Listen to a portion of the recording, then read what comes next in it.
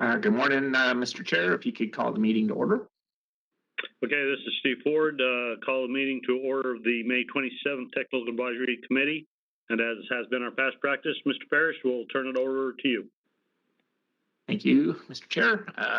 Good morning, everyone. I'd like to start with some housekeeping items. As we run through the agenda, we request any committee members wishing to make a comment, ask a question, or make a motion that you say your name for the record.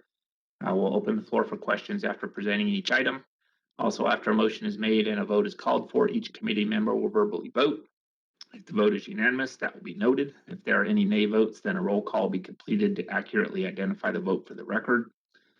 This meeting was properly posted and noticed in accordance with the Declaration of Emergency Directive 006 issued by Governor Sisolak on March 22nd, 2020, and subsequent directives extending this directive until the end to the emergency is declared. The directives suspend the requirement contained in NRS for a physical location to be provided for meetings of public bodies. Pursuant to Directive 006, a physical location has not been provided for this meeting. A live stream of the meeting is available at the web address as listed on the notice of public meeting. Also, an email address, publiccomment@regionalflood.org, has been provided in the notice of public meeting to allow the public to participate in this meeting. The email address will be monitored during the meeting should any member of the public wish to participate in the final comment period. Any comments received prior to or during the meeting will be read into the record and will become part of the permanent record. I also wanted to point out for the members that the emergency directive that allows us to hold open meetings without a physical location is set to expire on June 1st. As such, our next TAC meeting will be held in room 108. We will hold it in a public building, and the public will be able to attend in person if they wish to participate. So the expectation is that the TAC members will be attending the next meeting in person. I'll also note that there is an assembly bill, AB 253, that's working its way through the state legislature, which would allow for the meetings such as the Technical Advisory Committee to be held virtually with no public building. It may be possible to switch to an all virtual format in the future once that bill is signed as it's currently written, if it's signed into law, and if that's the desire of the committee. So just giving you a heads up, we'll be reaching out to all of you via email to let you know what's going on for next month's meeting. With that, we'll begin with a voice roll call to verify the committee members present. If a committee member is not present, we'll call the alternate's name for a response. I'll note for the record that Steve Ford is present and on the call, and we'll call Vice Chair Travis Anderson.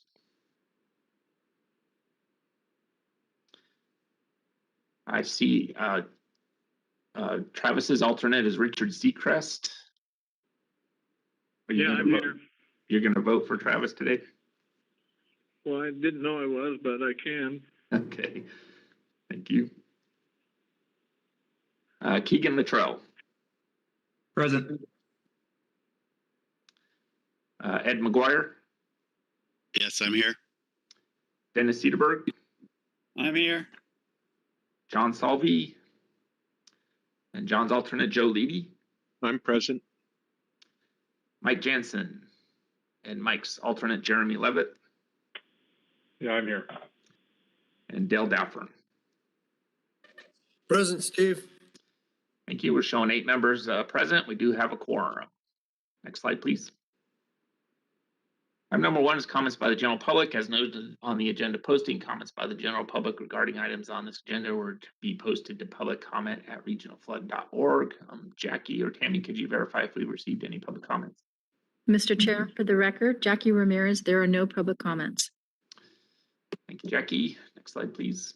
Item 2 is action to approve the agenda with the deletion of any items. Mr. Chair, the agenda is in order for approval. Any discussion? Entertain a motion. Ed McGuire, motion to approve agenda as submitted. Thank you. There's a motion on the floor for approval by Ed McGuire. Any discussion on the motion? All those in favor say aye. Aye. Aye. Aye. Any opposed say nay. And that motion carries unanimously. Next slide, please. Item 3 is action to approve the minutes of the April 29, 2021 meeting. Mr. Chair, the minutes are in order for approval. Any discussion? Entertain a motion. Dale Davern, North Las Vegas, motion to approve. Thank you. There's a motion on the floor for approval from Dale Daffern. Any discussion on the motion? All those in favor say aye. Aye. Aye. Aye. Aye. Any opposed say nay. That motion carries. Next slide, please. Item 4 is action to accept the financial reports. Mr. Chair, the report is in your backup. Happy to answer any questions if there are any. If none, staff would recommend that you accept the report. Any discussion? Entertain a motion. Keegan Littrell, I make a motion to accept the financial reports. Thank you. There's a motion on the floor to accept the financial reports from Keegan Littrell. Any discussion on the motion? All those in favor say aye. Aye. Aye. Aye. Any opposed say nay. And that motion carries. Next slide, please. Thank you. Item 5 is action to adopt amendments to the 10-year construction program. Mr. Chair, these are amendments to the 10-year program for fiscal impacts that occur later in the agenda. Also, I'll point out that there is a separate amendment submitted by the City of Henderson to add the Anthem Parkway Channel Horizon Ridge to Siena Heights project design to year 1 and construction to year 4. Staff recommends approval. Any discussion? Entertain a motion.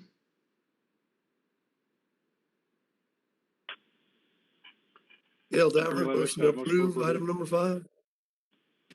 Thank you. There's a motion on the floor for approval from Dale Daffern. Any discussion on the motion? All those in favor say aye. Aye. Aye. Aye. Aye. Any opposed say nay. And that motion carries unanimously. Next slide, please. Item 6 is action to accept the 9th amendment to the final accounting report and project closeout for the following project, Tropicana Wash at Swenson Street construction. Mr. Chair, this is a similar item that we've seen several times now due to the contractor going bankrupt. There was a settlement and they're paying back some money in increments. This amended closeout would return $1,198.79. Staff recommends approval. Any discussion? Entertain a motion. Dennis Cedarburg, Clark County, move for approval. Thank you, Dennis. There's a motion on the floor for approval from Dennis Cedarburg. Any discussion on the motion? All those in favor say aye. Aye. Aye. Aye. Aye. Any opposed say nay. And that motion carries unanimously. Next slide, please. Item 7 is action to accept the final accounting report and close out the interlocal contract for the following project, 5th Street Collector Centennial Parkway to Deer Springs design. Mr. Chair, this project's completed construction and is ready for the contract to be closed. The closeout will return $306,102.57. Staff recommends approval. Any discussion? Entertain a motion. Dale Davern, North Las Vegas, motion to approve. Thank you. There's a motion on the floor for approval from Dale Daffern. Any discussion on the motion? All those in favor say aye. Aye. Aye. Aye. Aye. Aye. Any opposed say nay. And that motion carries unanimously. Next slide, please. Item 8 is to receive the 3rd quarter maintenance work program status reports for fiscal year 2020-2021 as submitted by the entities. Mr. Chair, the report is in your backup. Through the 3rd quarter, just under $8.2 million of the $13.3 million budget has been spent, which is about 62%. That's roughly where we usually are about this time of year. I'm happy to answer any questions. There's no need to vote on this item. It's just to receive a report. But if there's any questions, I'm happy to answer those.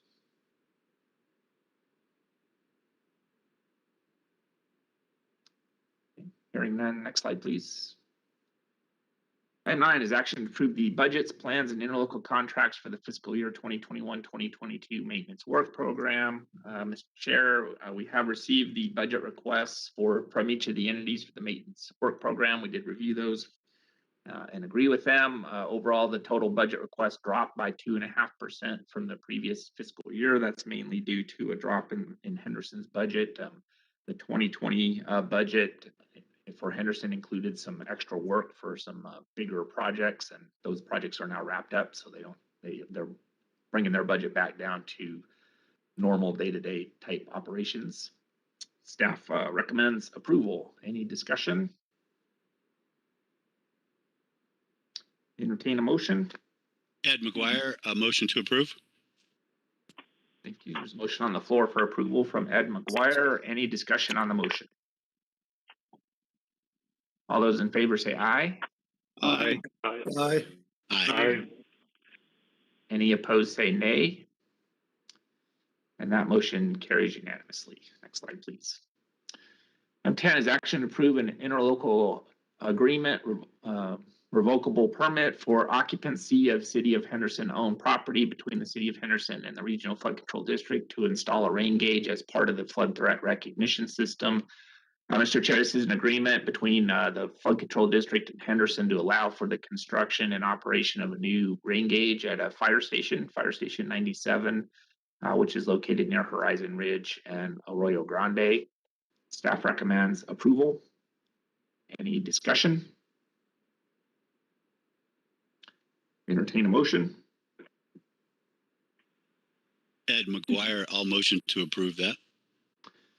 Thank you, Ed. There's motion on the floor for approval from Ed McGuire. Any discussion on the motion? All those in favor say aye. Aye. Aye. Aye. Any opposed say nay. And that motion carries unanimously. Next slide, please. Item 11 is action to approve an agreement to reimburse Clark County Regional Flood Control for expedited review of Section 408 permits for the U.S. Army Corps of Engineers Los Angeles District.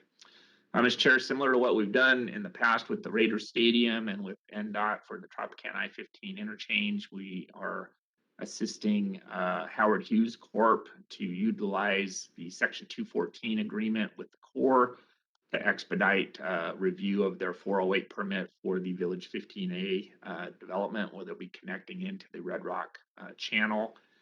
It's $40,000, so we'll be advancing that money to the Corps and then be reimbursed through this agreement by the Howard Hughes Corp.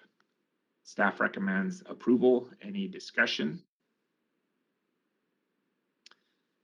Entertain a motion. Dennis Cedarburg, Clark County, move for approval. Thank you, Dennis. There's a motion on the floor for approval from Dennis Cedarburg. Any discussion on the motion? All those in favor say aye. Aye. Aye. Aye.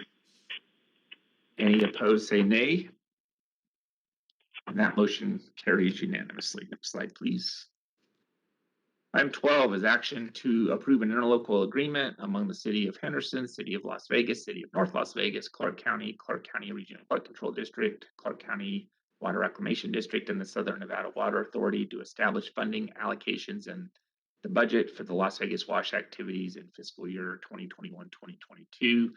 Mr. Chair, this is an annual agreement that we enter into with SMWA and all the parties listed in the item, where we provide a portion of the funding for activities on the Las Vegas wash.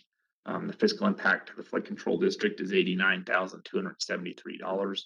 Staff recommends approval. Any discussion? Entertain a motion. Ed McGuire, motion to approve. Sorry, Joe.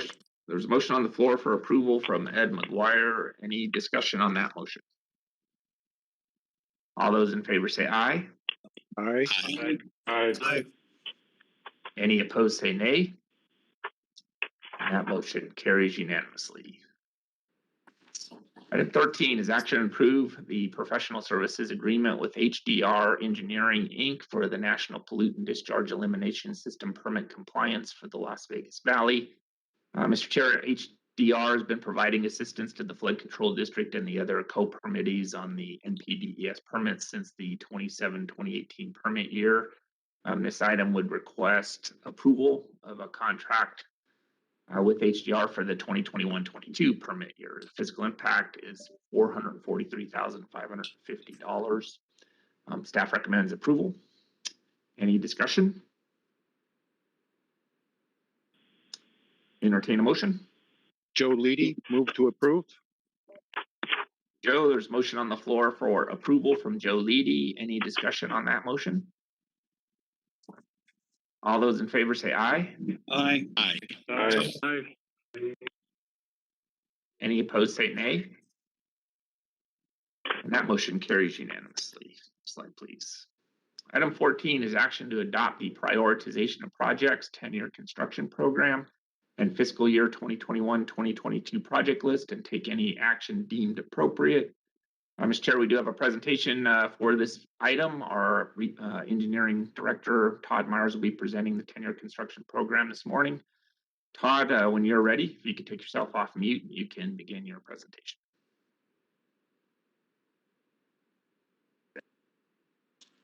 Okay, good morning. For the record, my name is Todd Myers, Engineering Director for Clark County Regional Flood Control District. And I'm here to present the 10-year construction program for fiscal year 2022 through 2031. Before I jump in, I just wanted to thank the member entities and the public works departments. Most of you guys on this committee had a hand in putting your individual plans together. I really appreciate that. Appreciate the fast responses to emails and phone calls and such. It's always a crunch to get this compiled between agenda cycles, but that made it much easier.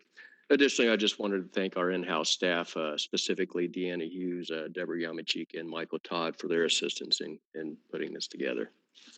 With that being said, I'll jump right in. We do have a bunch of first-year eligible projects this go around. So if you do happen to have any questions, just please hold them till the end of the presentation and we'll get to them at that point. So I'll start just with a quick overview of the financial picture for the district and the 10-year construction program. The 10-year construction program revenues are derived from district's 0.25% sales tax revenue, interest revenues, and bond proceeds from the issuance of debt. This slide shows historic annual expenditures for the district and how the district spends the resources we receive. Note that approximately 94% of these resources are spent on design, construction, and maintenance of flood control facilities. This should be a familiar chart. This chart shows the sales tax revenue received from near inception to date. As you can see, there was a sharp decline in sales tax revenue during the last fiscal year, as could be expected. However, the trend line shows a clear picture of revenues received by the district since inception, and that trend line continues to move upward into the future. I think we've been sitting at the $99.3 million for the last 2 months. Haven't gotten March revenues in yet, but hoping that we're seeing the bottom of the trough at this point, and maybe we'll see these things inching up, but that's yet to be seen. This slide provides a more detailed view of sales tax, focusing on fiscal year 2019 and forward. The teal bars represent actual sales tax revenue for fiscal years 2019 and 2020. The gray bars represent our revised estimate for fiscal year 2021 and our projected sales tax for fiscal year 2022. The district used a conservative approach to estimate sales tax revenues for the remainder of this year and into the next year. And since sales tax is the district's primary source of revenue, we are mindful the adverse changes in the economy can impact tax receipts. As shown in the chart for fiscal year 2021, we project sales tax revenues of $108.7 million. This is an anticipated increase of 4.1% from the original budgeted amount of $104.5 million. In fiscal year 2022, we anticipate the local economy will continue to recover from the pandemic recession. As a result, we expect sales tax of $113.9 million, which is an increase of 4.8% over the revised FY21 budget. This graph represents the total estimated resources for the upcoming 10-year period. The blue bars represent the pay-as-you-go funding or the resources available after all our previous obligations have been met. These funds go to the capital improvement program. The red bars represent anticipated bonds of $100 million in each of years 3, 6, and 9. These estimates were used to program projects in the 10-year program. The total of all bonding, previous year carryover, and pay-as-you-go money is approximately $863.6 million. This chart shows the prorated share of funding that each entity receives to program against. Percentages are calculated based on the dollar amount of the remaining facilities to be built in each respective area compared to the total dollar amount of all remaining facilities left to be built in the entire plan. We update these percentages every 5 years with the Las Vegas Valley Master Plan update. These percentages will remain in effect until the 2023 MPU is adopted. Annually, during review and development of the 10-year construction program, master plan projects are reviewed and prioritized based on the 10 criteria shown here. The 4 in bold on the left are considered to be the more important criteria and are weighed heavier in the prioritization matrix, with the 2 on the top, population affected and assessed land value impacted, are the most important for the protection of life and property. Okay, this next group of slides will highlight the first year eligible projects on the proposed 10-year plan. Just a reminder that a project is first year eligible if it is programmed for construction in the first 3 years of the plan and other requirements are met. Note that the red star on the slide represents the location of the Spaghetti Bowl interchange as a point of reference. Anytime the interchange is shown on a slide, the red star will appear to help you locate the project. So the city of Henderson manages the Pittman Wash and C1 planning areas. And again, before I jump into the projects, I just wanted the red lines on the map are proposed on this 10-year plan, and the red lines with the ovals around them are first year eligible. The green lines on the map are beyond the 10-year planning. So we have 3 first year eligible projects in the Pittman planning area. This slide encompasses 2 phases of the Pittman burn system. At the downstream end is the Galleria to Sunset project, which is a developer cost participation project that will collect flows in Burns Avenue, convey them north to the existing Wisner Channel near Burns Avenue and Galleria Drive. Upstream and to the south and west is the Pittman Sunset Burns to Foster. This is a capital improvement project funded by the district. And this project extends the facility south in Burns to Sunset, then west in Sunset to Foster Avenue. The project also includes a lateral facility that extends southeast to capture runoff in Boulder Highway. And then to the southwest, we have the Pittman Anthem Parkway Channel, Siena Heights to Horizon Ridge. This is a missing link project that will be designed and constructed in coordination with a new Henderson Park project at the northwest corner of the Horizon Ridge and Jeffrey Street intersection. The project will safely contain and convey flows from existing MPU facilities crossing Horizon Ridge Parkway to existing MPU facilities at Siena Heights, ultimately allowing for removal of a FEMA special flood hazard area remnant between Horizon Ridge Parkway and St. Rose Parkway. The city of Henderson has 3 first-year eligible construction projects totaling $8.2 million and a 10-year plan total of $44.4 million. The city of Las Vegas manages the Gowan, Central, and Upper Northern planning areas. We have 6 construction projects that are first-year eligible in the Central planning area. We'll start with the Cary Lake Mead Detention Basin outfall. This project consists of a 48-inch diameter reinforced concrete pipe outlet from Cary Lake Mead Detention Basin connecting to existing storm drain facilities in Cary Avenue. The project also includes a water quality retrofit in the detention basin itself. This project is in design and being managed by City of North Las Vegas. Next, we have the Owens Avenue system, Vegas Drive storm drain, Shadow Mountain Place to Jones Boulevard. This project consists of 8x6 reinforced concrete box culvert storm drain and Vegas Drive from Shadow Mountain Place to Jones Boulevard. Design has started on this one. In the Las Vegas Wash Central system, we have the Meadows Charleston storm drain, Essex Drive to Lindell Road project, which includes reinforced concrete box storm drain in Charleston Boulevard from Essex Drive to Lindell Road. And again, design is ongoing on this project. All the way to the east, we have the Stewart Avenue, Las Vegas Wash to Lamb Boulevard. This project consists of reinforced concrete box culvert in Stewart Avenue from Las Vegas Wash to Lamb Boulevard. Again, design is moving forward on this one. The Meadows Detention Basin upgrade is a Las Vegas Valley Water District participation project that consists of raising the existing detention basin spillway by 1 foot and increasing the design volume to 249 acre feet. Just note that these are planning level improvements I'm describing here. So design is underway and alternatives have been investigated that will mitigate impact to the Springs Preserve area. So we don't plan on going out and digging up the Springs Preserve to increase the volume here. We do have other options available to us. Okay, Boulder Highway North, Charleston Boulevard, Main Street to Maryland Parkway. This project consists of reinforced concrete box storm drain in Charleston Boulevard from Maryland Parkway to Main Street. Pre-design started in 2017 in order to coordinate with the downstream project from Maryland Parkway to Boulder Highway, which has recently been awarded for construction. The Gowan planning area has 2 projects that are first year eligible.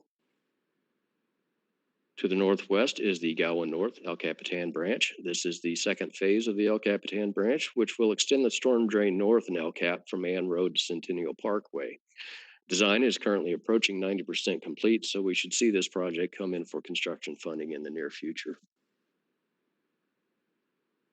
And to the southeast, we have the Gowan Alexander Road, Rancho Drive to Decatur Boulevard project. This project will be constructed as part of an RTC roadway project and consists of reinforced concrete box storm drain in Alexander Road from Decatur Boulevard to Rancho Drive. Design is currently underway and has been coordinated with the downstream segment of the Alexander Road facility from Simmons Street to Decatur, which will soon be advertising for construction bids. You saw that one come forward last month for construction funding.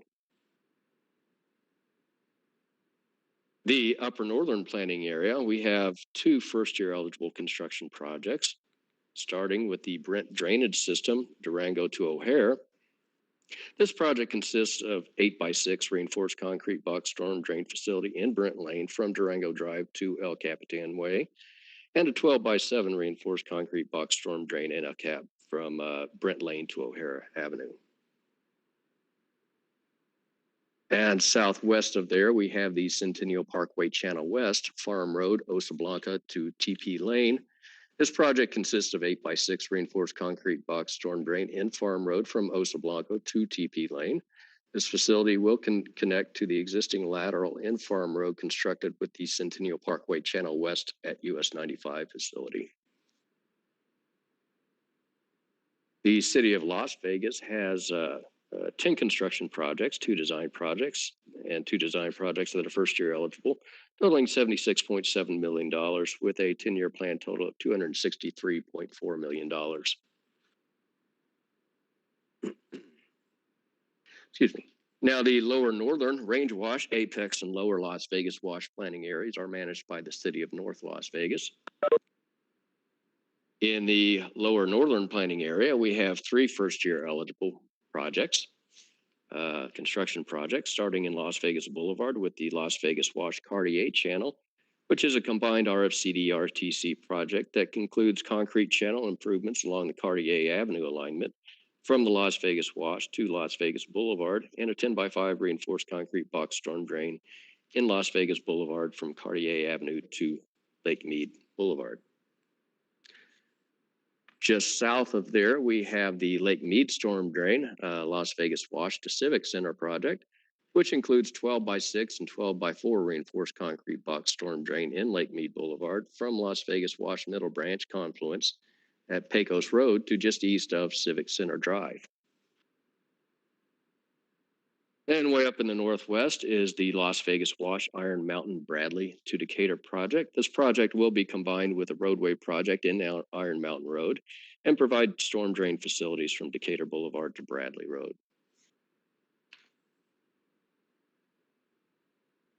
Two construction projects are first year eligible in the Range Wash planning area, both of which are being managed by Clark County. We start to the south with the Orchard Collector Charleston to Linden project, which consists of a soil cement lined levee that extends south from Linden Avenue alignment to Charleston Boulevard. along the base of Sunrise Mountain. This facility collects runoff from the mountains to the east and conveys them south to the Orchard Detention Basin. And just north of there is the Jim McGoy Detention Basin and Outfall Project, which consists of an 88 acre-foot detention basin, PMF spillway, concrete-lined open channel and reinforced concrete box inflow facilities, and a reinforced concrete pipe outflow facility. The facilities are currently in design, and once completed, will collect an inflow of approximately 1,200 cubic feet per second of stormwater runoff and release approximately 60 cubic feet per second to the downstream MPU facilities just west of Hollywood Boulevard.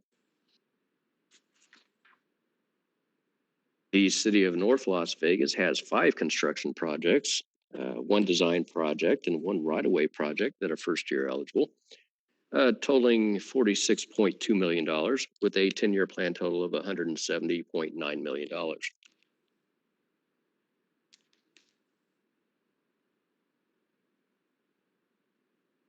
The Duck Creek Blue Diamond, Flamingo and Tropicana washes, as well as the Clark County outlying planning areas, are managed by Clark County.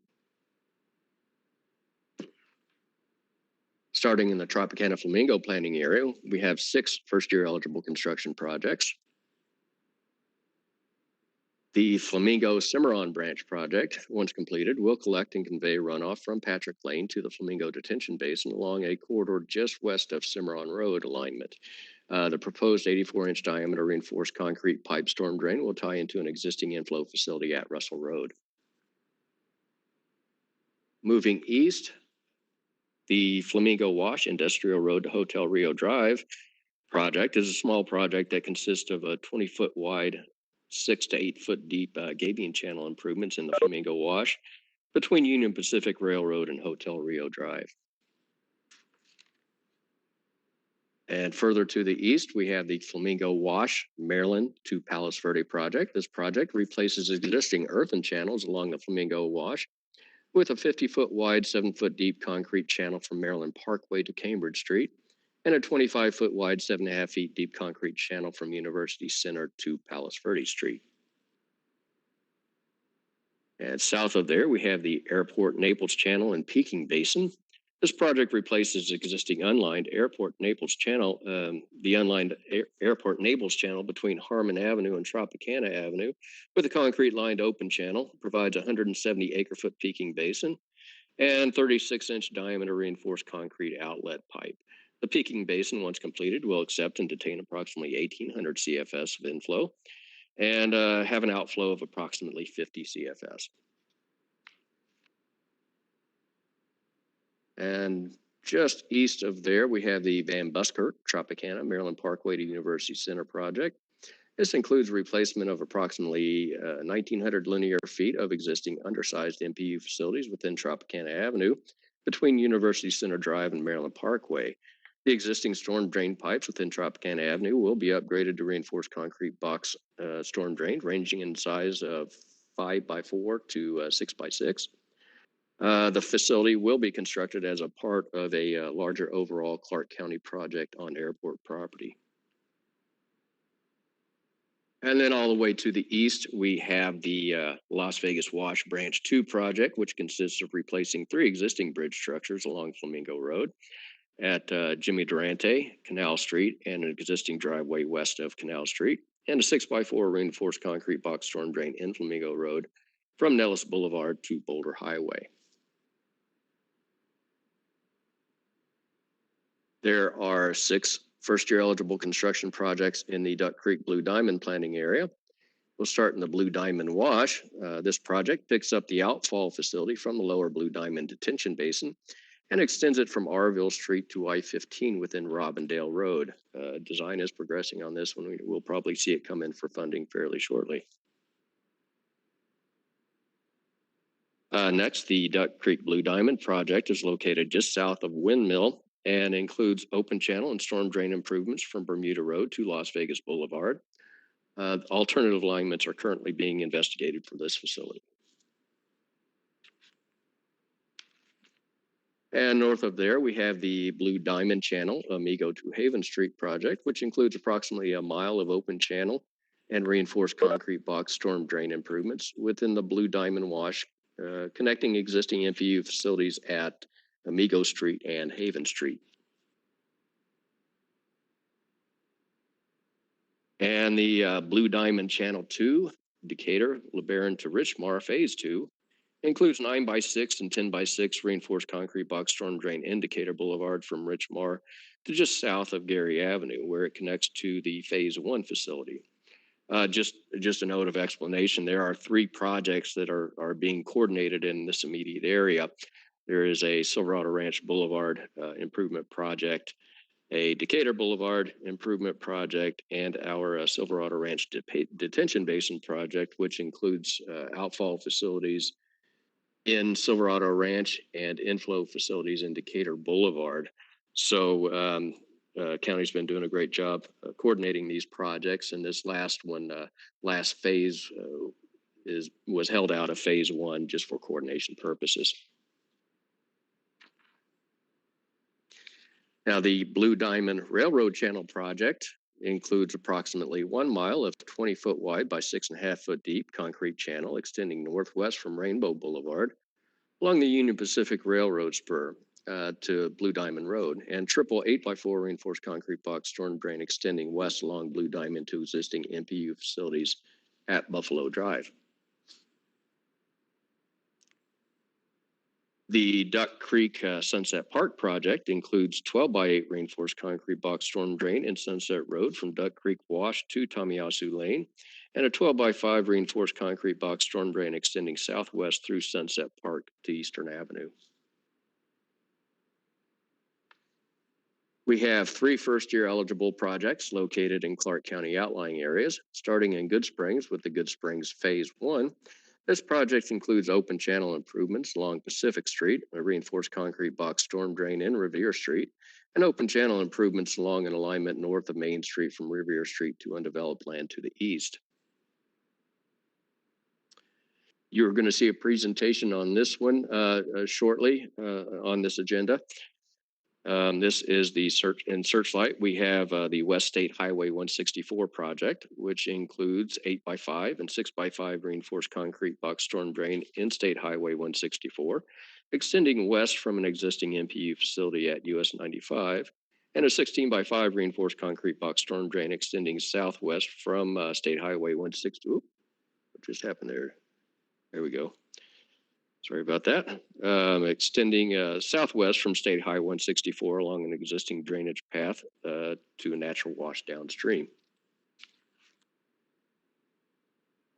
And finally, in Bunkerville, we have the Windmill Detention Basin and Jess Wyatt Levee facilities, which will upgrade the existing Jess Wyatt Levee to direct runoff from the south to the existing downstream Windmill Wash Detention Basin. There's an existing diversion dike, however, it needs to be upsized and extended west to ensure that runoff is directed to the detention basin and doesn't have a chance to skirt east. Clark County has 15 construction projects, 4 design projects, and 2 right-of-way projects that are first-year eligible, totaling $124.3 million, with a 10-year plan total of $283.1 million. And in the city of Mesquite, we have two projects that are first-year eligible. Starting in the town wash planning area, we have the Mesa Boulevard, El Dorado to Town Wash project. And that includes concrete channel improvements within the I-15 corridor, extending northeast from the town wash, then a storm drain extending north to the intersection of Mesa and El Dorado Road. Design is progressing towards 90%, so we should expect this one to come in for construction funding probably in the first half of this new fiscal year. And in the Virgin River planning area, we have the Virgin River Floodwall project, which includes approximately 4,300 linear feet of floodwall along the southeastern edge of the city, extending northeast into Arizona and terminating just past the Old Mill Road alignment. This project will offer flood protection to existing residential developments adjacent to the river. The city of Mesquite has 2 first-year eligible construction projects totaling $16.8 million and a 10-year plan total of $27.1 million. This is a 10-year plan summary broken out by entity. Note that although Boulder City didn't have any first-year eligible construction projects this go around, they did just start a new construction project on the Hemingway system, and that's ongoing, and they'll be eligible to start a new design project in FY23. This is a comparison of last year's plan to this proposed 21-22 plan. Number that jumps out is the total new revenues projected, which is approximately 14% over last year's projections. Out of the estimated $864 million in revenue for the 10-year period, we have $798.3 million, or 93% programmed. We're projecting a total of $136 million in revenue available in year one. If projects come forward to utilize all these resources, it would create or sustain over 1,600 jobs. To date, the master plan has 885 total miles of conveyance facilities, 667 or 75% of which are completed. 75 miles are included on this plan, and that will leave 143 miles remaining. Once the proposed facilities on this plan are constructed, we'll be closer to 83% complete with our conveyance. The current master plan also includes 141 basins, 102 or 72% are complete. 12 are proposed on this plan, and once completed, we'll leave 27 remaining. And again, once the proposed facilities are completed on this plan, we'll be at roughly 80% with our basins. And that does it for me. I'd be happy to answer any questions if I can. Thanks, Todd. Any questions for Todd? Steve, this is Ed. I don't have a question. I want to say thank you. Todd does a great job with this. Good presentation. I appreciate it. Thanks, Ed. If there's no other questions, staff would recommend that you adopt the prioritization of projects 10-year construction program and fiscal year 2021-2022 project list. Any discussion? Entertain a motion. Ed McGuire, I'd motion to adopt. Just to clarify, your motion is to follow staff recommendation? Yes, sir. Okay, thank you. There's a motion on the floor from Ed McGuire to follow staff's recommendation. Any discussion on the motion? All those in favor say aye. Aye. Aye. Aye. Any opposed say nay. And that motion carries unanimously. Thanks, Todd. Item 15 is action to approve second supplemental interlocal contract for design to extend the project completion date for the Whitney Ranch Channel Replacement Project, City of Henderson. Mr. Chair, this is just an extension of time for this contract. Staff recommends approval. Any discussion? Entertain a motion. Ed McGuire, motion to approve staff's recommendation. Thank you. There's a motion on the floor for approval from Ed McGuire. Any discussion on the motion? All those in favor say aye. Aye. Aye. Aye. Any opposed say nay. And that motion carries unanimously. Next slide, please. Item 16 is action to approve the 6th supplemental interlocal contract for design to increase funding, extend the project completion date, and change the name of the project from Windmill Wash Detention Basin Expansion to Windmill Wash Detention Basin Expansion and Jess, Waite, Levee facilities, Clark County. Mr. Chair, through the design of this project, the expansion of the detention basin was deemed unnecessary, but improvements to the Jess, Waite, Levee are required, as was just mentioned by Todd in his presentation. This item would add funding to complete the design of those improvements and extend the completion date, and would revise the name to include the levee. The fiscal impact is $300,000. Staff recommends approval. Any discussion? Entertain a motion. Dennis Cedarburg, move for approval. Thank you, Dennis. There's a motion on the floor for approval from Dennis Cedarburg. Any discussion on the motion? All those in favor say aye. Aye. Aye. Any opposed say nay. And that motion carries unanimously. Next slide, please. Item 17 is action to approve an interlocal contract for design for Anthem Parkway Channel Horizon Ridge to Siena Heights, City of Henderson. This is a new design interlocal contract for this project. Fiscal impact is $124,303. Staff recommends approval. Any discussion? Entertain a motion. Motion to follow staff's recommendation. This is Ed McGuire. Thank you, Ed. There's a motion on the floor for approval from Ed McGuire. Any discussion on the motion? All those in favor say aye. Aye. Aye. Aye. Any opposed say nay. And that motion carries unanimously. Next slide, please. Item 18 is action to approve the 6th supplemental interlocal contract for design to increase funding and extend the project completion date for Town Wash Mesa Boulevard, El Dorado to Town Wash, City of Mesquite. As a request for additional funding to complete the design, fiscal impacts $40,159. Staff recommends approval. Any discussion? Entertain a motion.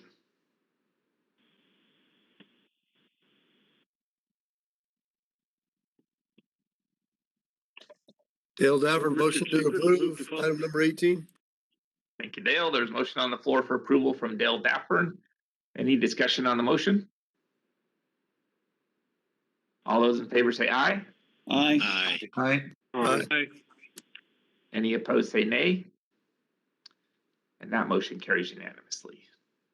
Item 19 is action to approve the first supplemental interlocal contract for design to increase funding for Duck Creek Blue Diamond, Bermuda Road to Las Vegas Boulevard in Clark County.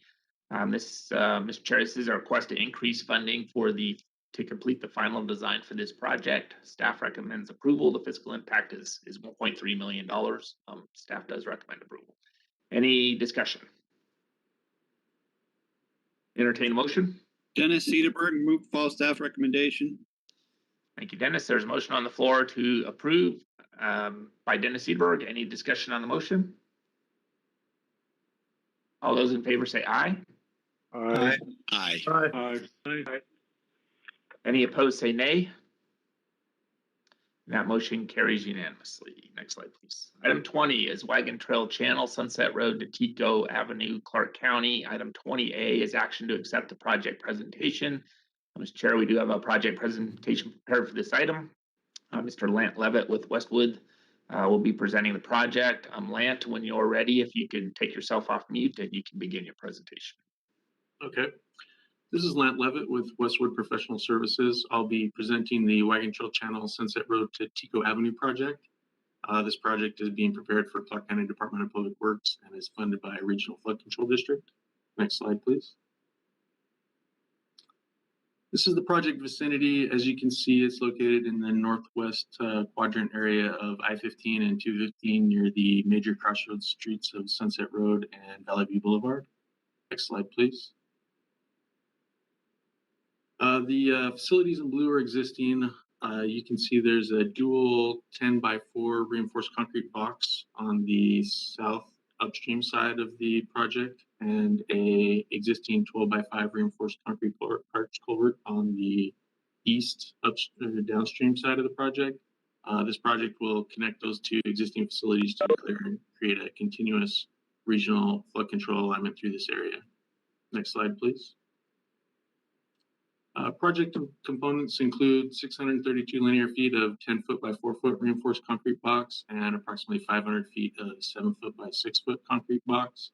Also includes associated drainage appurtenances, including drop inlets and graded maintenance access structures.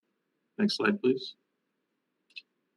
This is the project alignment. On the left-hand side of the slide is the upstream side of the project at Sunset Road, where we're connecting into the dual existing concrete boxes. The project will continue north in Procyon Avenue and east in Tico Avenue to connect into the existing arch culvert on the downstream end. Next slide, please. This is the precast section for the reinforced concrete box in the project, including bedding and backfill and compaction requirements. Next slide, please. This is the cast in place option, also including bedding, backfill, and compaction requirements. Both precast and cast in place are being provided so the contractor can bid whatever's more cost effective. Next slide, please. These are photos of the existing facilities in the area. The photo on the left is an upstream bubbler structure. The current existing facility terminates in this location and flow bubbles out into Sunset Road. The photo on the right is a downstream collection grate in Tico Avenue. That facility will continue to exist, and the proposed facility will both connect into the arch culvert that's at the far end of that picture downstream. Next slide, please. Project cost, including design engineering, entity design labor, right-of-way, environmental, construction management, and Clark County labor cost is anticipated to total approximately $3.2 million. Next slide, please. All funding eligibility requirements for the project have been met. The design documents are 90% complete. All necessary right-of-way has been obtained, and all necessary local, state, and federal permits, including environmental, have been satisfied. Next slide, please. Construction schedule, award of bid is anticipated for October with a construction start date in January. Project duration is anticipated to last 7 months with a construction completion date of August of 2022. Next slide, please. That completes the presentation for the Wagon Trail Channel Sunset Road to Tico Avenue project. Thanks for your time. Are there any questions? Thank you, Lant. Any questions for Lant? If there are none, staff would recommend that you accept the project presentation, item 20A. Any discussion? Entertain a motion. Dennis Cedarburg, move to follow staff recommendation. Thank you. There's a motion on the floor from Dennis Cedarburg to follow staff recommendation for item 20A. Any discussion on the motion? All those in favor say aye. Aye. Aye. Aye.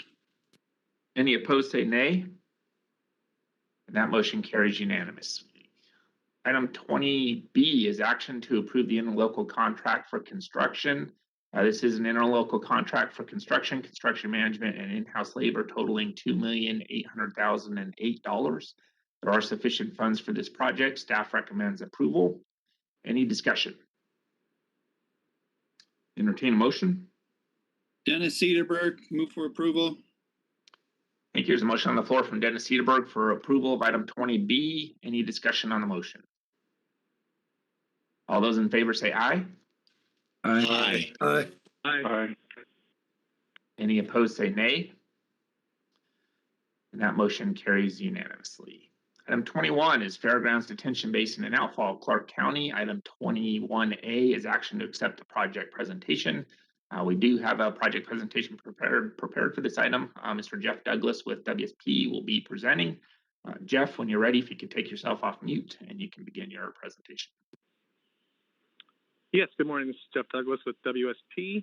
I'm the product manager for WSP on the Detention Basin and Outfall project, presenting for Clark County Public Works. If you can go to the next slide and double click. Yep, this is a project vicinity. The project is located in Logandale, Nevada, which is up in the northeast portion of Clark County. The two highlighted areas on the lower left are the project area. And if you go to the next slide, you'll see an overview of the project. This is an overall view of the project. In the upper right, you'll see the detention basin and the inundation area. And then the proposed outfall system is shown in red. And also along Lyman Street is a future regional flood control facility storm drain that runs north on Lyman. If you go to the next slide, you'll see a more zoomed in view of the beginning of the project. Again, on the upper right is the detention basin and the associated inundation area. It's a 135 acre foot earthen detention basin with a spillway. And then the outlet system drains southwest on BLM property, and then it turns south along the alignment of Higher Street and continues down to Whipple Ave. At the intersection of Whipple and Higher to the northeast, we have a sediment basin that's going to collect flow from the east. And the outlet of that sediment basin combines with the outlet storm drain and continues west along Whipple in a 48-inch pipe. If you go to the next slide, you'll see the remainder of the system. So here we have the remainder of the outlet system that continues west in Whipple And as it goes west along Whipple between Higher and Lyman, it collects offsite float and increases in size. And then at the intersection of Whipple and Lyman, the proposed system has a confluent structure that is planned to connect to the future outlet or storm drain in the northern half of Lyman. For this project, we're just doing the confluence and the stub up Lyman for future connection. And then as we go west along Whipple, the system increases in size to a 9x5 reinforced concrete box culvert under Whipple between Lyman and Moapa Valley Boulevard, again collecting flow as we go west. And then at Moapa Valley Boulevard, it increases in size to a 12x6 storm drain and continues west to the Muddy River. And then at the Muddy River, the system turns to the south and discharges into an energy dissipator before releasing water into the Muddy River. If you go to the next slide. Here we have the typical sections for the detention basin. As I said earlier, it's an earthen detention basin, and the section on the upper right shows the embankment. And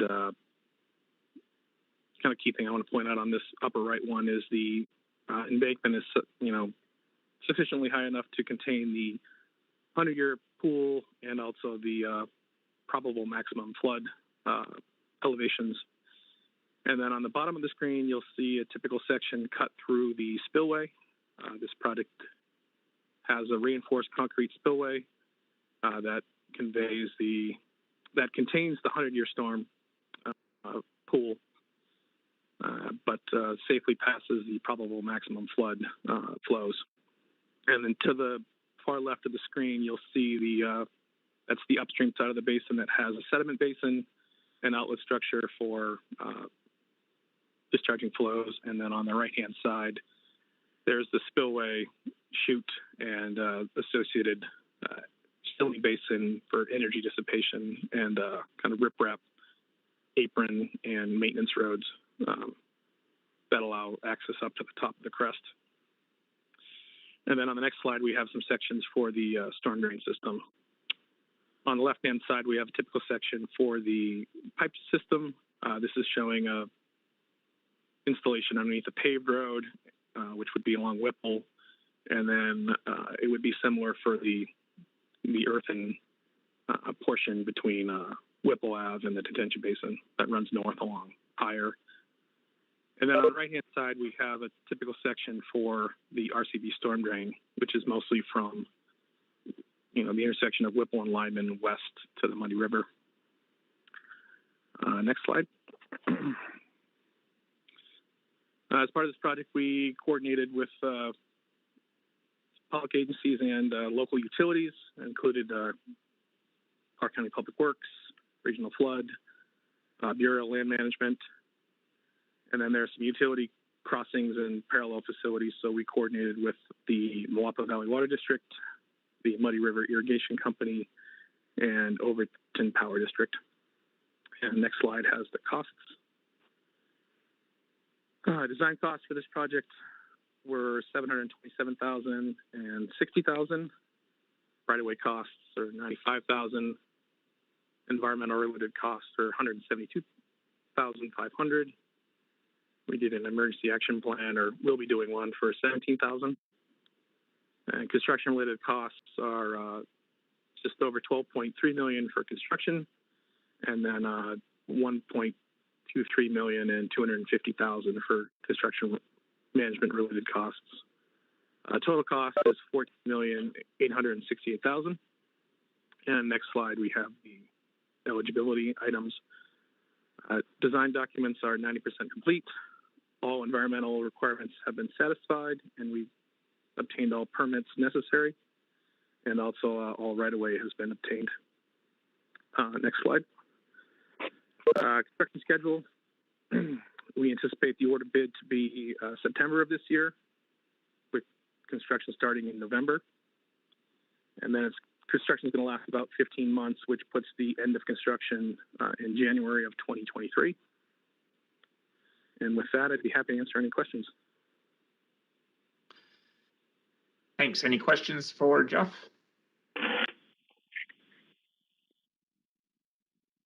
There are no questions. Actually, I have one question. Just curious, on the one exhibit, 100-year peak storage showing elevation of 1492.68 and the spillway crest at 1493. Does that meet the freeboard requirements, or is there a exception for that? Yeah, no, the 100-year pool is below the spillway, which meets the regional criteria for design. Okay.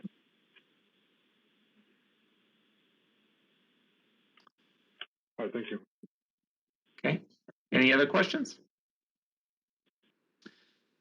If none, staff would recommend you accept the project presentation item 21A. Any discussion? Any discussion?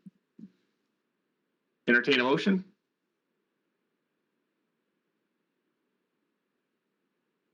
Kaizad Yazdani, Clark County, motion for approval. Thank you. There's a motion on the floor for approval from Kaizad Yazdani. Any discussion on the motion? All those in favor say aye. Aye. Aye. Aye. Any opposed say nay. And that motion carries unanimously. Item 21B is action to approve the interlocal contract for construction. This is an interlocal contract for construction management, and in-house labor with a total fiscal impact of $13,796,500. We do have sufficient funds for this project. Staff recommends approval. Any discussion? Entertain a motion. Kaizad Yazdani, Clark County, make a motion for approval. There's a motion on the floor for approval from Kaizad Yazdani. Any discussion on the motion? All those in favor say aye. Aye. Aye. Aye. Aye. Any opposed say nay. And that motion carries unanimously. Next slide, please. Item 22 is action to approve a master plan amendment for Searchlight West, Clark County. Mr. Chair, Clark County is requesting an amendment to the master plan update in Searchlight. There is a presentation prepared for this item. Mr. James Monroe with Jacobs will be presenting. James, when you're ready, if you could take yourself off mute and you can begin your presentation. Good morning, everybody. This is James Monroe. I work for Jacobs, and I'm presenting the amendment to the agenda item for the amendment to the 2019 Outlying Areas Master Plan Update, Searchlight West. Working for Clark County Public Works on this. So next slide, please. The project area is located in the town of Searchlight, which is approximately 55 miles southeast of the Las Vegas Valley in Clark County. And it's along Nipton Road, which is SR 164 west of US 95. Next slide, please. This slide shows the 2019 OAMPU facilities, both existing and proposed, and the table below shows a summary of the facilities. The 60% design report for the Searchlight West Channel prepared and submitted to Regional Flood Control District in January of 2020 showed an existing to proposed condition increase of approximately 0.24 square miles in tributary area, resulting in approximately 624 CFS increase in flow conveyed to the wash downstream of the proposed outlet of SRWE 0001. Next slide, please.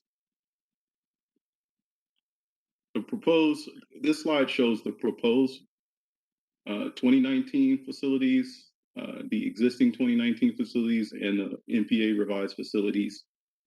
The proposed Searchlight West facilities SRWE 0001, SRWE 0002, SRWE 003 will be relocated. Well, I'm sorry, 001 and 0002 will be relocated and realigned to run as OAMPU facilities SRWE 0001, 0002, and 003 to follow the diagonal alignment of the existing west to the east of the previous location and south of SR 64 in order to prevent that flow increase to the wash downstream of the outlet of Searchlight West SRWE 0001 with the current 2019 master plan. Since the locations of SRWE 0000 and 0100 are no longer contiguous with the proposed alignment revision, these facilities are proposed to be removed as master plan facilities with this MPA. The table below shows a summary of the revised facilities. Next slide, please. There was a construction cost estimate that was prepared using the 2018 Las Vegas Valley Master Plan Update GIS-based cost estimation tool. The total estimated cost of the revised facilities is $5.2 million compared to $4.8 million, as shown in the 2019 OAMPU design. The proposed increase in construction costs is due to the additional length of the facility with the revised alignment, which is offset by additional construction and right-of-way costs for some facilities downstream of SRWE 0001, which would be required to mitigate and convey the flow increase downstream of the outlet of SRWE 0001 with the current 2019 master plan.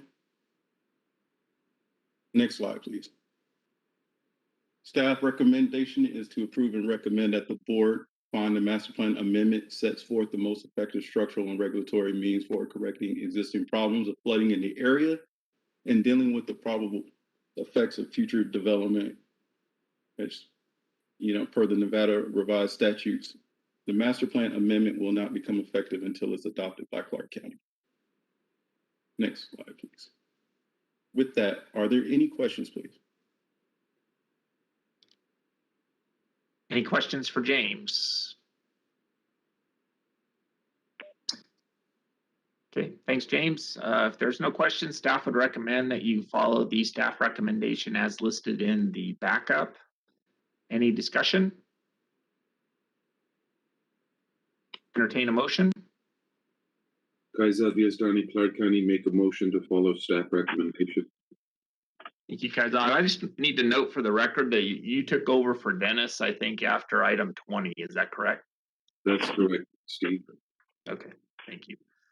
There's a motion on the floor from Kaizad Yazdani to follow staff's recommendation for item 22. Any discussion on the motion? All those in favor say aye. Aye. Aye. Aye. Aye. Any opposed say nay. And that motion carries unanimously. Item 23 is comments by the general public as noticed on the agenda posting. Comments by the general public regarding any item related to the Regional Flood Control District were to be posted to public comment at regionalflood.org. Jackie, could you verify if we received any public comments? Mr. Chair, for the record, Jackie Ramirez, there are no public comments. Thank you. I just wanted to point out to the members before we close out here that we are planning on taking photos of the TAC members for the annual report, and that will be at the July meeting. So we'll remind you again at the June meeting, but I just want to make sure you are aware of that prior to the meeting. Also, those of you that presented today, we will be doing this all again at 3 o'clock for the CAC meeting. So if you could log into that meeting and do your presentations again, we'd appreciate it. Keep in mind that's a go-to meeting and not a WebEx, so it's a different login. And with that, that concludes our posted agenda. Just a reminder, all the members to remain logged in for the start of the RTC EAC meeting, which should begin in just a few minutes. And I'll turn it back over to Chair Anderson. Okay, Steve Ford, this concludes the meeting. Appreciate everybody's time and efforts. Great presentations. Thank you.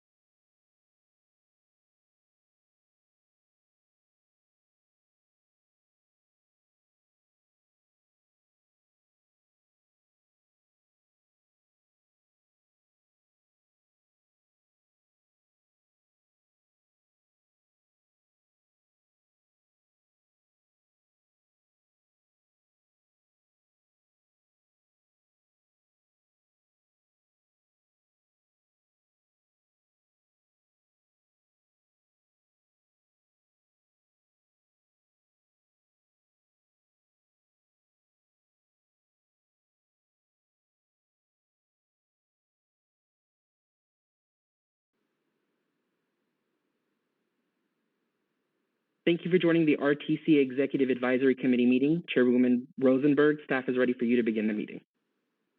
Thank you. Good morning, Chairwoman Sandra Rosenberg. For the record, I'd like to call to order the May 27th, 2021 meeting of the Executive Advisory Committee.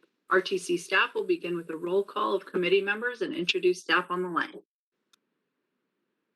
Thank you, Madam Chairwoman. David Gloria, Management Analyst for the RTC. For the record, I'll be calling your name in alphabetical order. Please confirm your attendance as I read your name. Lisa Corrado. Here. Dale Daffern. I'm here, David. Seth Floyd. Here. Keegan Luttrell. Here. Michael Mays. Here. Ed McGuire. Here. Johanna Murphy. Present. Joey Paskey. Here. Chair Rosenberg. Here. Richard Sechrist. Here. And Kaizad Yazdani. Here. Thank you. Please note that we have several RTC staff on the line for today's meeting.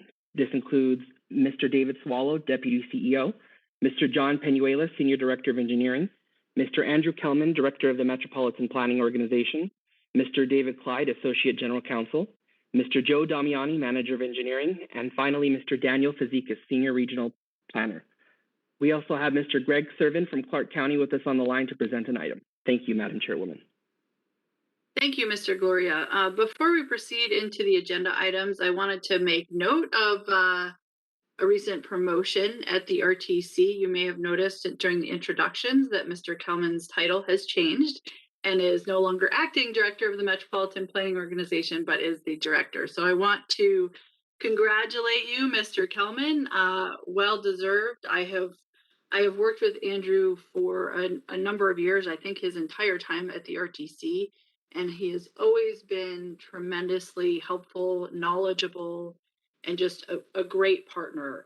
His background and understanding of transportation planning is second to none, and I am thrilled at this recent promotion. So I wanted to make sure you all know that in case you hadn't heard or hadn't seen any announcement yet.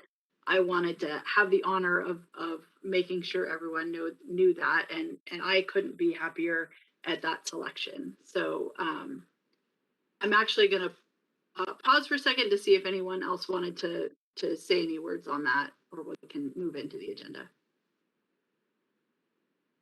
Congratulations, Andrew. Thank you, Ed, and thank you, Sandra, for those kind words. That was very nice. I was wondering who was gonna get the short end of the stick. My money was on JP, but thank you, Sandra. I actually asked for it. I was like, I don't see it anywhere. If no one else is doing it, I'm going to do it, and I'm going to do it as soon as possible, so that I get the honor of it. It wasn't a short stick at all. So congratulations. You're still doing two jobs, but hopefully that gets resolved soon. Totally. Nice. Thank you so much. Yeah, I'm looking forward to it and working with everyone on the committee. Great. Wonderful. All right. Moving on. Mr. Penuelas, for the first item, I will turn it over to you. Thank you, Madam Chair. John Penuelas, for the record, Senior Director of Engineering at the RTC. And congratulations, Andrew, very well deserved. Yes, the first item on the agenda is to conduct the first citizens participation period. But first, I wanted to remind everybody that on March 22nd, 2020, the state of Nevada Executive Department issued Declaration of Emergency Directive 006, which suspended the requirement to have a physical location for public meetings. Pursuant to Directive 006 and for the health and safety of the community, this meeting is being held virtually. To allow for public participation, the RTC is accepting public comments via email at publiccomments@rtcsnv.com. Comments can be submitted to be read aloud or to be added directly to the written record. Mr. David Gloria will read the public comments received by the RTC. Thank you. This is the first time set aside for public comment. This time is limited to comments on items included on the agenda. Comments will be limited to the first 500 words, with the remaining words to be included in the written record. Do we have any comments? Thank you, David Gloria. For the record, there are no public comments at this time. Thank you. Moving on, Mr. Penuelos. Yes, thank you, Madam Chair. Item 2 is to approve the agenda. The agenda is in order and ready for your approval. Thank you. Are there any comments or questions from the committee? If there are no questions or comments, do we have a motion to approve the agenda? Keegan Luttrell, make a motion to approve the agenda. Thank you. All those in favor say aye. Aye. Aye. Aye. Aye. All those opposed say nay. Motion carries. Thank you. Mr. Penuelos. Yes, thank you. The next item is to approve the consent agenda. This consists of items 3 through 34 and can be taken in one motion. Are there any comments or questions from the committee? If there are none, do we have a motion to approve the consent agenda? Dale Daffern, motion to approve consent. Thank you. All those in favor say aye. Aye. Aye. Aye. Aye. Aye. All those opposed say nay. Motion carries. Thank you. Mr. Penuelos. Yes, thank you, Madam Chair. Item 35 is to discuss merging the Freeway and Arterial System of Transportation Operations Management Committee with the Operations Subcommittee, dissolving the Regional Project Coordination Committee, and directing staff accordingly. So, Madam Chair, a little background for the committee. Again, John Penuelos for the record. This item sandwiches two issues together in one agenda item. The first is the idea of merging the FAST Operations Management Committee with your Operations Subcommittee. And the second is to dissolve the Regional Project Coordination Meeting. The bottom line is that staff feels the work of the OMC and the RPCC can be done in a more efficient way. Merging OMC with OPS is logical to us since FAST is in the business of regional traffic management on behalf of your agencies, and dissolving the RPCC seems appropriate since we have, darn near all the public and private projects, with the just fantastic help from your staff, that are planned in design or under construction on a common platform, our RPCC map. We can discuss that anywhere. For example, we could, go over the map and have those project coordination discussions in the utility coordination meetings that each of you already have. So that's really the bottom line. We think both ideas will eliminate the redundancies that exist in the current setup, at least in our opinion. So with that, I would recommend that the committee direct staff to bring back for your approval the modifications to the appropriate interlocal contracts and policies and procedures to merge OMC with OPS and to dissolve the RPCC. Thank you for that background. I know, for one, I always appreciate the opportunity to merge meetings. We all have tons of meetings to go to. I do not participate myself in either of these. I have reached out to our operations staff and have not received any concerns to date. I do want to note the agenda item does explain that the RPCC map will continue to be maintained and will still be discussed. It's just merging those committees since, like, as you said, there's a lot of duplication of discussion. So with that, are there any comments or questions from the committee?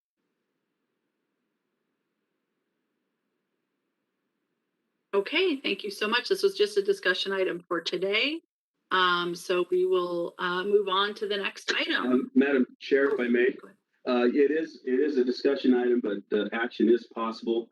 If it would be agreeable with the committee, we would like them to formally recommend that we do the legwork to bring back at the next committee the modified interlocals and the modified policies and procedures that will formalize the merging of OMC with OPS and the elimination of the RPCC. So a motion would be and a vote would be very helpful.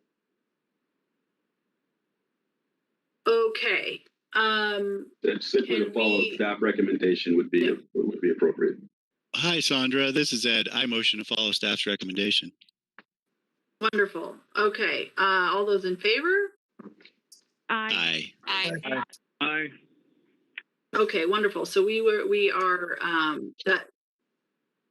that solidifies that the committee is in agreement to direct staff to bring back an item with changes to the RTC policies and procedures and updating the local agreements. So thank you very much. Moving on to the next item, Mr. Kelman. Thank you, Madam Chairwoman. Andrew Kelman, Director of the MPO, for the record. Item number 36 is to receive an update on the Stadium District Transportation Plan. This study is funded by federal transportation planning funds through the Unified Planning Work Program, so it is being presented to this committee. This item will be presented by Mr. Greg Servin from Clark County. Good morning. My name is Greg Servin. I am a senior planner at the Clark County Department of Comprehensive Planning, and I'm here to talk about the Stadium District Plan. Next slide. So Clark County and RTC are the lead agencies on this project. We also have our primary consultants being Rafi Architecture, which handled the land use side of the plan, and Atkins, which handled the transportation side of the plan. We also have our sub-consultants, Kimberly Horn, Paceline Consulting, and Erica Villas Consulting. Next slide. So the Stadium District is a 1.25 square mile area around Allegiant Stadium that's bounded by Tropicana Avenue to the north, I-15 to the east, and the Union Pacific Railroad to the west and south. Next slide. The objectives of the plan are to develop an overall vision for the district, provide a toolbox of solutions that will guide the implementation of the vision, identify potential investments, and to inform the transformed Clark County Master Plan Development Code rewrite that is going on currently. Next slide. So we went through a number of public engagement activities. We had a project website where people can go to learn about the plan and also to keep up to date with what was going on. We also conducted 2 public surveys, which we had over 764 survey responses. We also had conducted 4 stakeholder technical advisory committee meetings. Stakeholders consisted of property owners, business owners, tenants. We also had representatives from UNLV and the Raiders. We had representatives from the town boards. We also had representatives from the local government and utility agencies. We also conducted a pop-up meeting at Sam Boyd Stadium during a UNLV football game, where we conducted a survey and engaged with the public. We also met with a number of professional and business associations, such as the Tropicana Business and Community Coalition and NIOP, amongst other groups. Next slide. So from the surveys and the public engagement, we learned that people wanted the district to be a mixed-use community. They wanted a safe environment. They wanted the district to have amenities, including entertainment and restaurant uses. They wanted the district to be family friendly, where they can feel comfortable to bring their children to. They also wanted the district to incorporate public open space as it gets developed. They wanted the district to be walkable and pedestrian friendly. And they wanted multimodal transportation choices, such as walking and bicycling and transit. They did have some concerns, though, with infrastructure. They were concerned if the streets, how they exist today, would be able to handle the crowds that are expected. And they also had some concerns with parking. But since the time the surveys have been done, the Raiders have developed a parking plan and have added additional parking. Although there still are some concerns since the stadium obviously has not been open to full capacity yet. And so no one has been able to see the end result, I guess you can say. Next slide. Again. So existing conditions in the district have a number of issues. The built form of the district currently is intended to accommodate industrial uses, where the streets are designed more for semi-truck trailer traffic. The district also has large industrial blocks, which makes it difficult for pedestrians to meander through the district and get around. Buildings are also set back behind surface parking lots, which makes it hard for pedestrians to get to the buildings. Amenities and services are also lacking in the district. And right now, the district is a non-connected grid network. If you look on the graphic to the right, a distance of a quarter mile as the crow flies could take someone more than 15 minutes to actually walk. Next slide. Other issues, streets and lighting are not designed for pedestrian and bike movement and comfort currently. If you look at the photo on the bottom left-hand corner, you can see that some areas of the district are quite dark, which makes it scary for pedestrians to walk in, and then they might not feel comfortable in. Some of these other photos you can see where the sidewalks are very narrow, which wouldn't be able to accommodate large crowds. Pedestrian crossings are also limited to signalized intersections, and with the lawn blocks that exist in the district, someone can walk quite a distance before being able to cross the street. The district also lacks infrastructure that supports new uses. Next slide. I think we skipped one. I want to move back. There we go.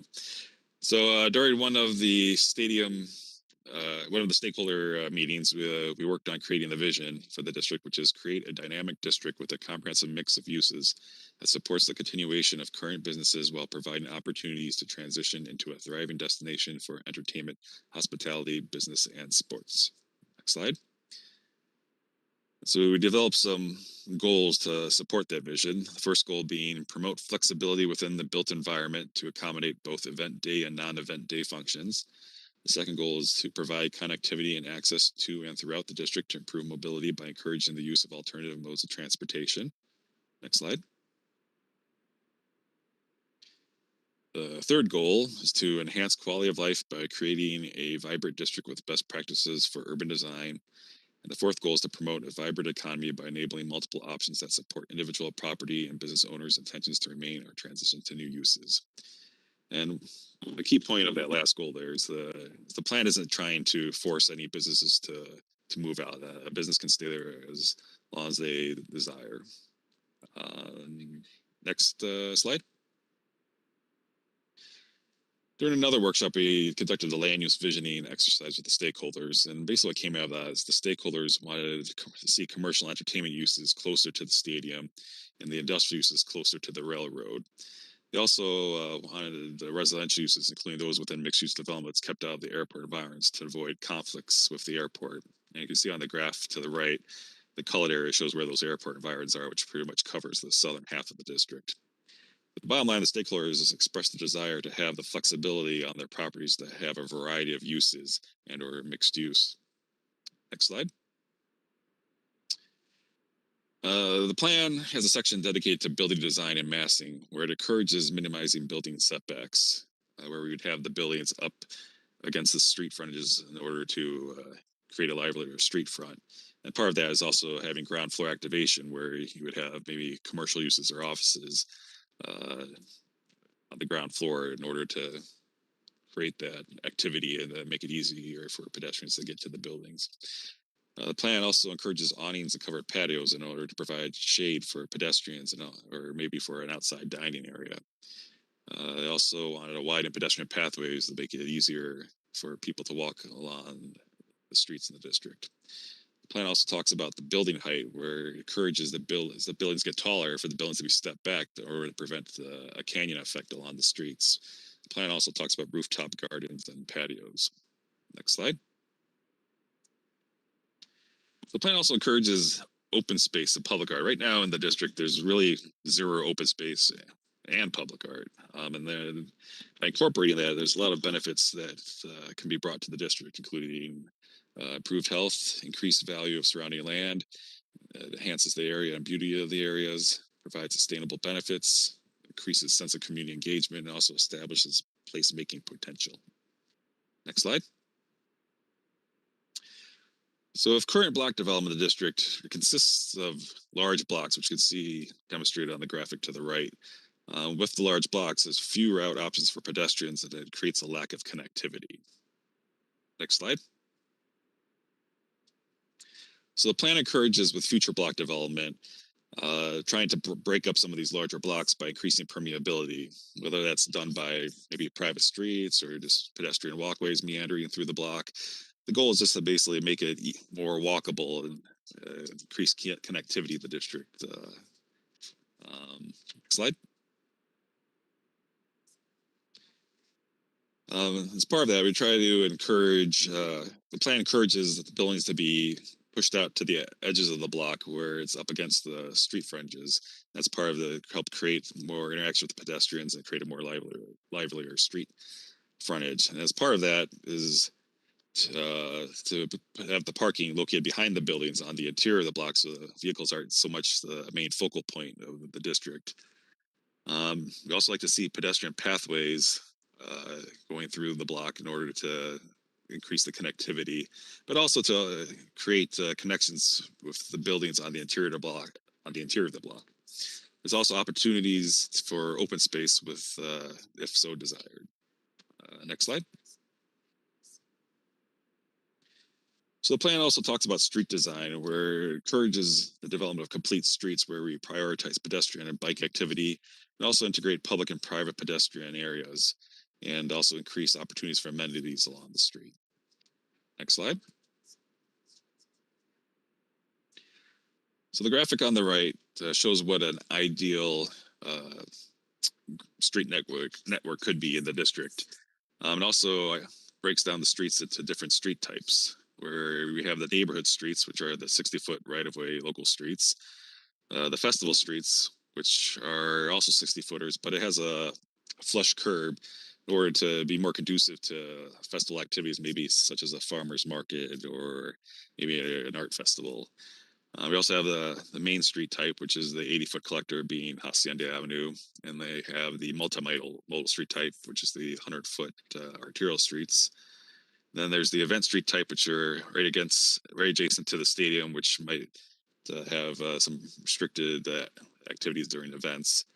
And then you have the industrial street type, which is west of Valley View, which is an area where probably the streets can stay the same for now. It's probably stay industrial for now, but could develop to maybe the neighborhood street type as time goes along. And then we have those pedestrian pathways, which are represented by the green dots that you see. We're not saying it has to be a perfect plus sign. The goal is just to just be able to create connectivity. It could be meander through a block or any other type of design.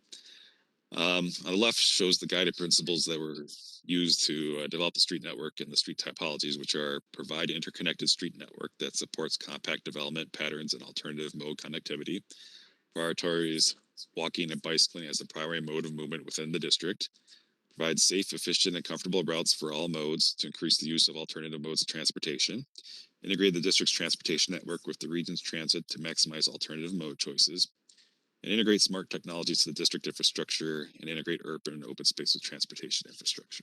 Next slide. So in the plan with each street type, a number of different street cross-section options are proposed.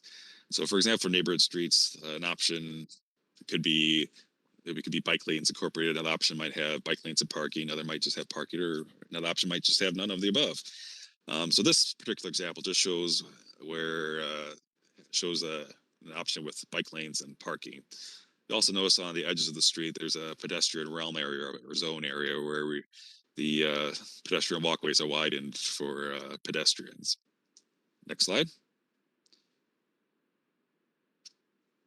This slide just shows a festival's street option example. And this one just happens to have an activated median, but you can see where you have the flush curbs to make it easier for pedestrians to utilize the whole area for any type of a festival that might take place. Next slide. So if the pedestrian realm or zone, there's an attached sidewalk option or a detached sidewalk option. But both options, they have an amenity zone, which is where you would find the landscaping, maybe decorative trash receptacles or benches, things along those lines. And then you have the walkway and clear zone, which is the unimpeded pathway for pedestrians. Then there's the building edge and setback, where the building could either be setback 0 feet or up against the sidewalk, or maybe it could be setback maybe up to 20 feet away, where to allow for like outside dining or maybe an open space area. Next slide. This map shows all the different modes of transportation all put together within the district. The purple represents the existing or potential bus routes. The orange shows where potential bike routes could be. And then you have the blue line, which shows where the proposed Vegas loop is, where the boring company is proposing. And then the green shows the sidewalks network with the streets in the area. Next slide. So as far as next steps, we'll be meeting with the Planning Commission on June 1st And then after that, we'd be meeting with on June 2nd with the Board of County Commissioners, who will then vote whether to accept the plan. And basically, this plan will help inform the Transform Clark County process that's going on with the code rewrite. Next slide. And with that, I thank you for your time. And if there's any questions, I'd be more than happy to answer them. Thank you so much. Are there any questions from the committee? If there are not, thank you very much for that presentation. That was very informative. I know it's an update from one we received before. I would just like to state that encourage us all to continue to work together to implement that vision. So thank you for that. Thank you okay. Very much. Yes. Is there a comment? All right. If there are no more questions or comments, we can move on to the next item. Mr. Kelman. Item 37 is to receive an update on the Livable Centers Study Program. This item will be presented by Mr. Daniel Fazikis and Ms. Lisa Corrado. Thank you, Andrew. Daniel Fazikis, Senior Transportation Planner for the record. This morning, RTC staff will provide an update to the Livable Center Study Program and announce that a call for partners release will occur this summer for Livable Center Study 3. Also, Lisa Corrado from the City of Henderson will provide a brief update to their Livable Center Study 2 project. A reminder, the Livable Center Study Program is led by the RTC in partnership with the selected local jurisdiction in Southern Nevada. The program supports many goals and strategies of the Regional Transportation Plan, Access 2050, the Southern Nevada Strong Regional Plan, and the Onboard Mobility Plan. Next slide. Next slide. So what is a livable center? A livable center is typically a vibrant, walkable community that offers increased mobility options with a mix of higher density residential and commercial uses. Next slide. Livable centers encourage healthy lifestyles and provides improved and equitable access to a wide variety of jobs, housing, resources, and services. The results from an LCS study area could include new investments, potential public-private partnerships, and at the very least, create a focal point and a place where people can get out and meet. Next slide. So a typical LCS study area is scaled for the pedestrian and bicyclist realm. So here's some examples: a downtown urban core, town centers or employment centers, a corridor or main street, or even a neighborhood. Next slide. So the program has had 2 LCS projects since its inception in Southern Nevada. The first one, the Livable Centers LCS 1, the city of Las Vegas was selected for LCS 1, and that was for the Deer Springs district, which is by the VA hospital. They completed that project in late 2019. LCS 2, the city of Henderson was selected for LCS 2 for their Galleria Mall area and just north of Galleria Mall. And they began that project in late 2019. Excuse me. So I'd like to introduce Lisa Corrado from the City of Henderson, who will provide a brief update to Henderson's LCS2 project. Lisa? Thanks, Danny. Hi, everybody. Lisa Corrado, City of Henderson, Assistant Director of Community Development and Services. So we wanted to share some challenges that we're having actually with the site that was selected in 2019. We were excited to be awarded for the site, and it was kind of a unique opportunity because it is privately owned, but it has since presented some challenges. So it's about a 245-acre area that includes the Galleria Mall site, and then an undeveloped site just north of that that's about 110 acres.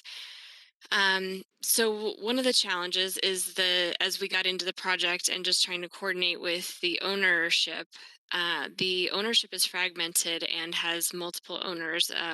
Different portions of the parking lot and individual department stores are all owned by different companies, and the mall itself is even owned in a split fashion with a company from Australia. So just basic coordination with getting the stakeholders together for meetings was difficult. We didn't have a local representative of the mall that could even facilitate meetings with the other owners of the department stores, etc. There was also some staff turnover during COVID. Their focus really shifted, and they were really just trying to figure out how to stay open, and had some reductions in their staffing there. So that was a challenge. And then on the north side, the northern piece, that is owned by one owner, but he is entertaining a lot of proposals. So our hope was that he would commit to doing this visioning process and not be entertaining more development ideas, since we wanted to focus on this town center vision and a nexus with transit. But one of the ideas that they're entertaining is just residential, so a townhome development type project. And so with all of that in mind, go ahead and advance to the next slide, please. We're wondering if we should, we're actually planning to change the site to the Nevada State College area. And if we were to do this, then we would, of course, not submit for Livable Centers 3, so we could kind of take another crack at a project that we have a little bit more site control and a partnership with the stakeholders. There's fewer people, fewer owners to coordinate, et cetera. So this is the Nevada State College area plan. We had a plan approved back in 2004. It's really time for an update. The college is in the process of updating their master plan. And so, and we've seen a lot of different development types out there that it's just time to take another look. And it has a great transit nexus because this is an area that has been identified as a turnaround for the rapid transit line on Boulder Highway to get to Nevada State College and then turn around and go back up Boulder Highway. So I think the transit nexus is just as strong, if not stronger, at this site. And the city owns property here. So it would just be the city working on its portion of the land with the Nevada State College. They're super excited and supportive, and have been requesting that we update our college area plan as they are working on their campus master plan. So for all of those reasons, we are planning to shift the site. And in doing that, we would, like I said, not submit for Livable Centers 3. And that's all I had planned to share. If there's any questions or comments, Danny and I could maybe tag team. Thank you for the update, Lisa. So overall, the LCS program, LCS 3, has been essentially on hold due to COVID restrictions. So going back to LCS 3, it's been on hold because of COVID. But with things opening up, RTC felt it was time to begin the LCS 3 process this summer. Next slide. So just a few things to note. First, LCS was modeled after Houston's and Atlanta's MPO programs. The Atlanta MPO program has been up and running for over 20 years, so it's been very successful in those communities, and that's why we started it here. Second note is that just a reminder that when it comes to this program, the local jurisdiction actually leads the study. So the RTC runs the application and selection process. Oversees the procurement process, but once the consultant team is picked, we essentially hand over the project entirely to the jurisdiction. RTC will be there for capacity, providing a regional perspective, making sure that the project is generally following RTP, on-board mobility plan and SNS visions and goals, and then obviously administering any invoices and with consultants, so you don't have to worry about that. But from top to bottom, the project really is your project, the jurisdiction project. So any land use, transportation decisions, the jurisdiction makes that. Any media inquiries, you will handle that. And finally, when it comes to funding, there could be funding available when whatever implementation comes out of the actual your study. So especially when it comes to transportation, the RTC would be able to potentially fund that. Next slide. So there are some requirements that jurisdictions must meet to apply for the LCS program. First, the project has to be located in Clark County. Any and really it has to have a transportation and land use connection, and any transportation proposals have to have enhancements, and they have to have complete street principles when it comes to reimagining or redesigning streets or street grids. An important thing is that when it comes to stakeholders and community interests, having stakeholders and or landowners, businesses, HOAs, community groups within or adjacent to the study area need to show their support for the project. And that's really necessary for the success. So not only in the application process, but also when it comes to engaging them throughout the study. And that's why engagement is really a requirement in this throughout the entire study process. Next slide. So this is the call for partners schedule. We anticipate the call for partners release to occur in July. The application process, there will be an application, and the RTC staff will be very helpful and provide any assistance with the application process with each jurisdiction. We anticipate the selection to occur in September. Then the RTC will work with the local jurisdiction to develop a scope of work and complete an interlocal agreement. Once that agreement and scope of work is locked in, then we go through that typical procurement process with an anticipated project start at the end of the year. Next slide. So think about what area, corridor, or neighborhood could benefit from a livable center study.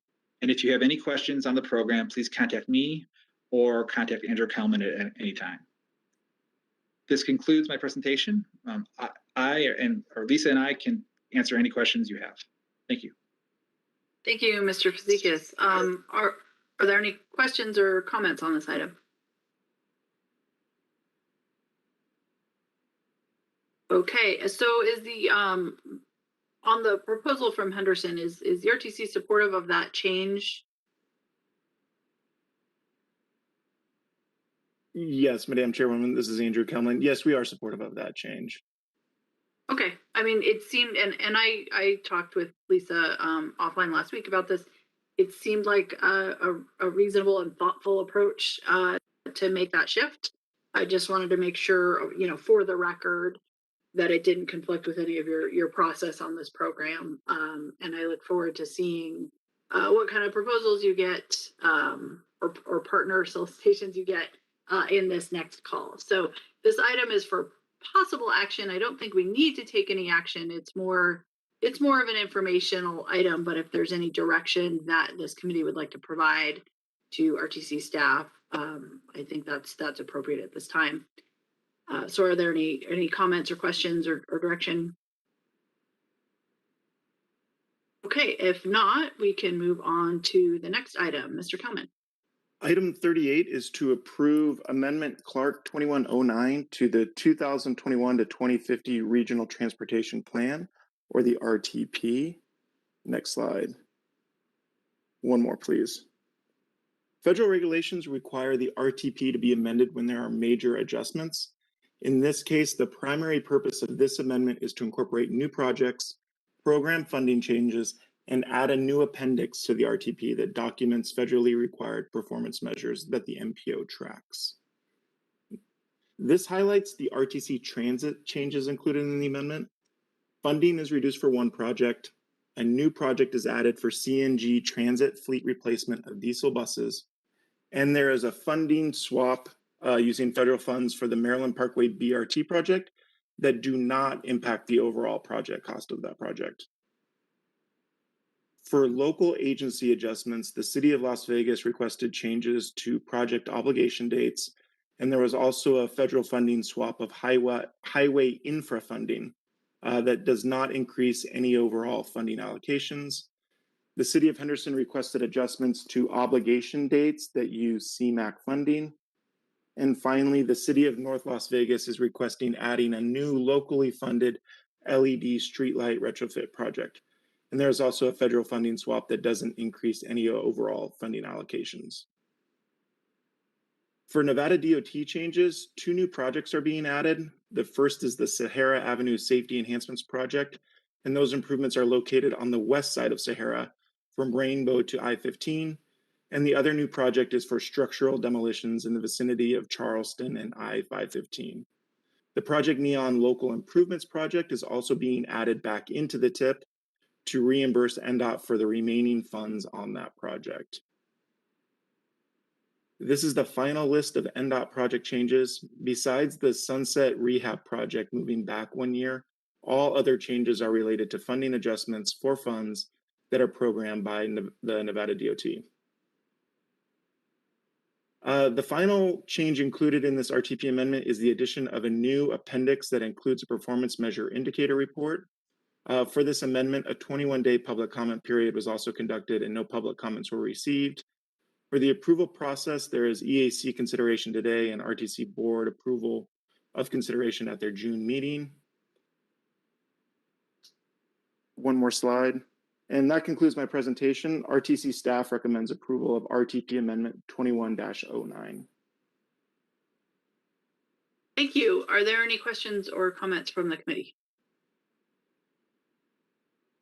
If there are none, do we have a motion to approve the amendment? Dale Daffern, North Las Vegas, motion to approve. Thank you. All those in favor say aye. Aye. Aye. Aye. Aye. Aye. Any opposed? Thank you. The motion carries. Mr. Kelman, next item. Item 39 is to discuss topics of interest. This is an opportunity for committee members to share updates or information with other members. Thank you. Is there any anything that a member of the committee would like to share?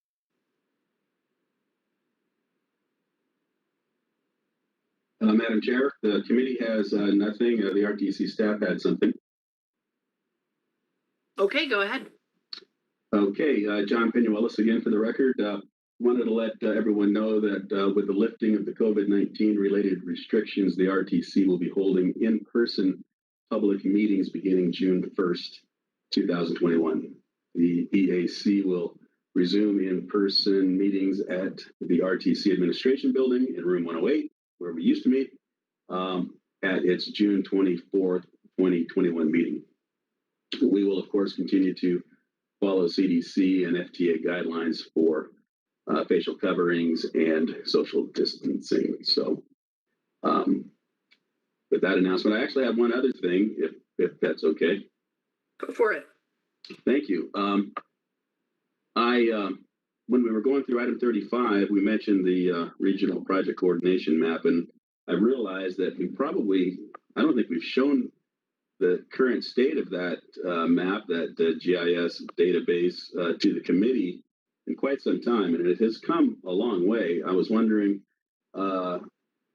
Sandra, if you would like us to put an item on the next agenda to briefly go over that map with everyone. I think that's a fantastic idea. I would absolutely appreciate that. Okay, we will make it so. That's all we had. Wonderful. And just to follow up on that, I know agencies are in different states of reopening. I think most people are going back to their offices at least a portion of the time, and that's also true at NDOT. I'm just sharing this for your information. Starting June 1st, for the most part, the team members will be back in their office locations at least 2 days a week, some more than that. And we are also resuming our in-person public meetings. So we're figuring out what that looks like, but our June board meeting will be back in person. We will likely have a location in Carson City as well as Las Vegas to attend those in person. So, and again, following distancing and facial coverings and all of those things. But I, for one, am very looking forward very much to seeing all of you in person and resuming many of our meetings back in person again. We've adjusted, this has worked out, but I'm looking forward to working with you all in person again. So any other items, any other comments from committee members? Okay, seeing none, we can move on to the next item, citizen participation. The last item on the agenda is the final citizens participation. This is the second time set aside for public comment. Just a reminder that comments will be limited to the first 500 words with the remaining words to be included in the written record. Do we have any comments? Thank you, David Gloria, again for the record. There are no public comments at this time. Thank you very much. There are no additional comments. I will close the item and this meeting is adjourned. Thank you all very much.